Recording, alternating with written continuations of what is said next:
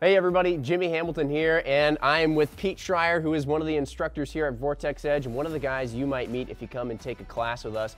And we want to talk today about a very important topic, which is safety on the range. And before you go skip into another video to just start looking at shooting content right off the bat, safety is super important. If you've been to a range, you've probably seen the old classic safety rules there pinned up on the wall. You kind of give it a look and you think, yeah, I should be good. That all makes sense, Don't want to shoot myself or somebody else here on the range or something I shouldn't shoot with the facility.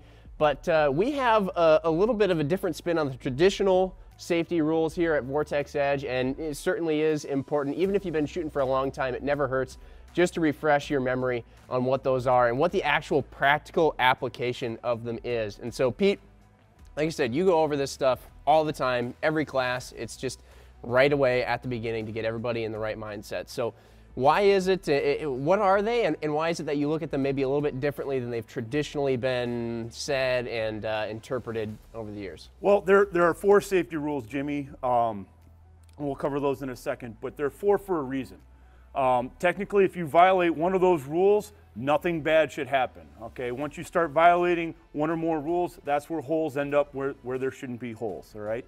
Firearms are inherently dangerous. They need to be treated with a certain amount of respect, but we don't want to fear them. I like using an analogy. It's a lot like a blender in your kitchen, okay? You use it every day, okay? It's inherently dangerous if you use it improperly, all right? But it's not something you fear. Firearms are the same way. Yeah, absolutely. So what are those 4 rules? And I know even as you go through the 4 rules, right off the bat, the way that you word them may be different than what most people have heard. What's number 1 for you? Number 1 for me, okay, never point the firearm at anything you're not willing to destroy, okay? With rifles, it tends to be a little easier. With handguns, it could be a little tricky because we have hands going out there, getting in front of that barrel, all right? Subconsciously, we just have to pretend that there is a laser beam coming out of this muzzle, and we don't want to flag anything like our feet, our hands, loved ones, nothing that we want to have a bullet go into, okay? And it applies all the time, not just on the range, okay? So that's rule number 1.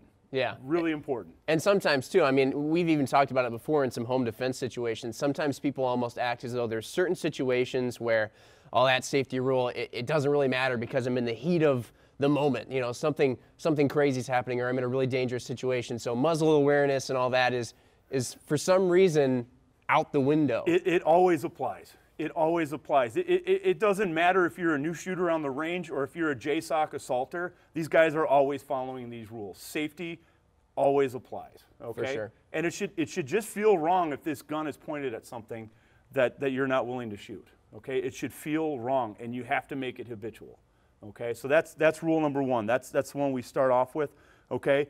Same thing with the rifle, okay? It's a little easier with the rifle, because it's a little longer here, but we have to be aware of where this thing's pointed at all times. And a lot of times, we have the sling.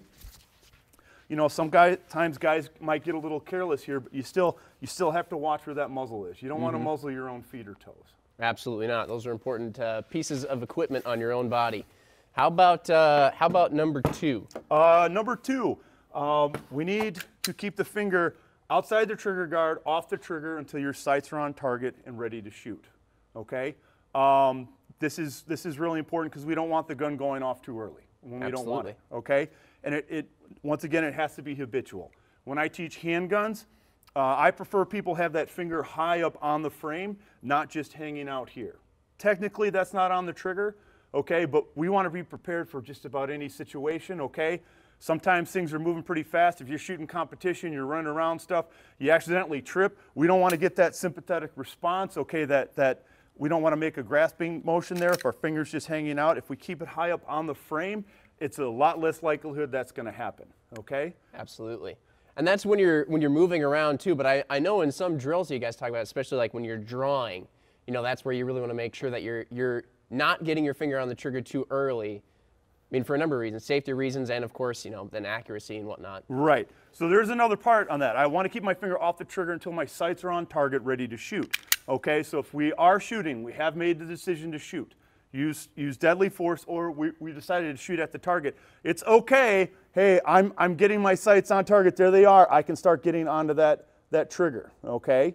As we're shooting, this is fine. Now, if I need to bring the gun down for any reason, that finger needs to come off the trigger. And that's something that happens a lot with newer shooters. They get to be a little overwhelmed. You know, we're instructing them here. As soon as the gun comes off, that finger's still in the trigger guard. That's a habit you got to have. You got to get that finger out of there. Certainly. Okay? All right. Rule number 3, we need to know the status of our firearm at all times, okay? So not act like it's always loaded. Right. I have heard this rule described as assume all guns are loaded, okay? And I understand what they're trying to do, but we can't assume when it comes to safety. We have to know, and it's the individual responsibility of the shooter to know that. Every time I pick up this firearm, I'm checking to ensure that it's unloaded, okay?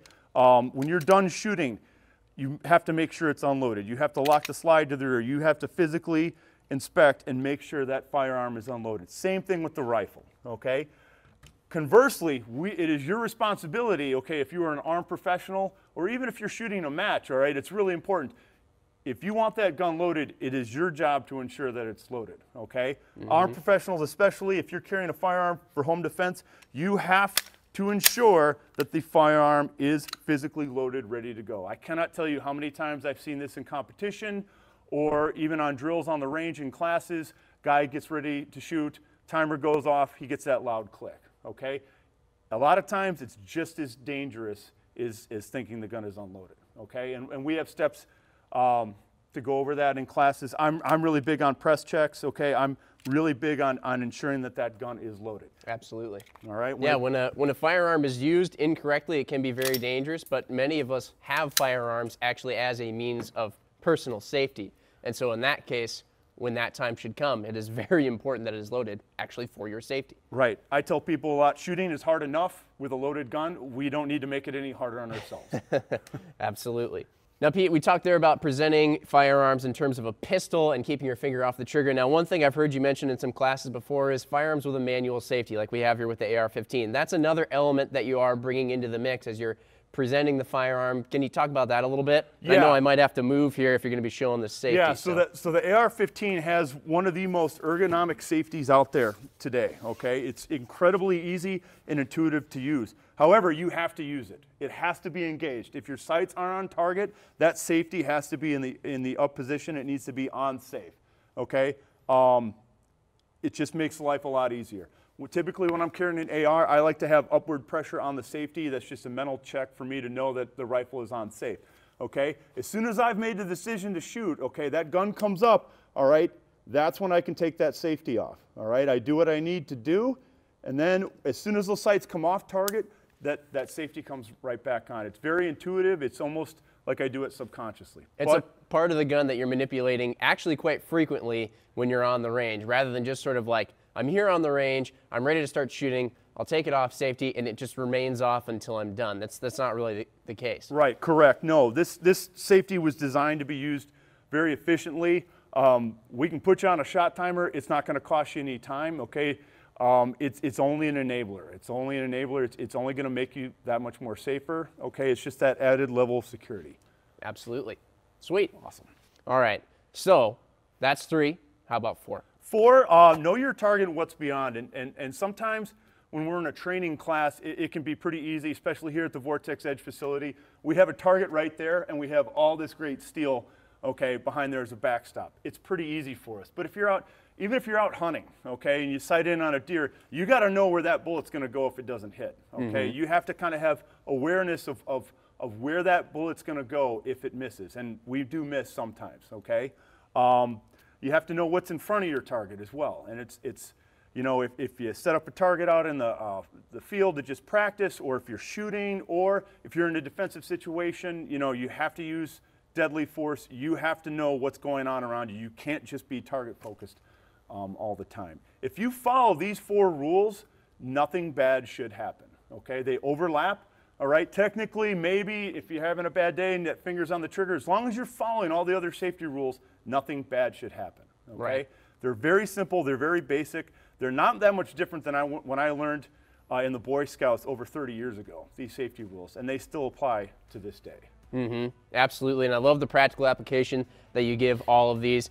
And certainly, for all those out there, if you come in and take an Edge class, like we said, this is something we go over every single time. And when you're on your own, it's something to just think about. It doesn't have to be something that you spend agonizing amounts of time over, but certainly it can be something that saves your life, somebody else's life, or just pieces of equipment, whatever else is out there on the range with you. But yeah, Pete, thanks a ton for all the information, and we're gonna have a bunch more videos out there related to various different firearms training elements, all stuff that we'll be going over here at Vortex Edge. So go ahead and check those out. You got a great start listening to this thing here first, and we'll see you on some more videos.